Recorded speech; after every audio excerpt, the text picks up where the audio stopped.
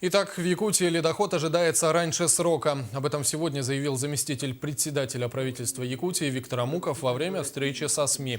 По его словам, движение льда на реках республики ожидается на 3 дня раньше среднелетних показателей. Волна вскрытия должна подойти к Якутии к 1 мая. В данный момент подготовлено около сотни эвакопунктов. В зону возможного подтопления вошли 12 населенных пунктов, включая Зырянку и Среднеколымск. В то же время уделяется внимание Вилюйскому направлению, где продолжается спуск воды с ГЭС и наблюдаются подвижки льда.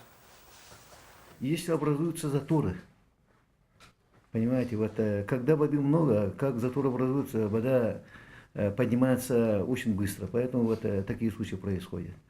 Но затор, вероятность образования затора, это опять-таки предугадать надо. Там затор опасные места и в Зырянке, и ниже Зырянки, и ниже Среднеколымска они имеются. Они известны, и как раз Виктор Викторович сказал, там мы проводим меры по ослаблению прочности льда.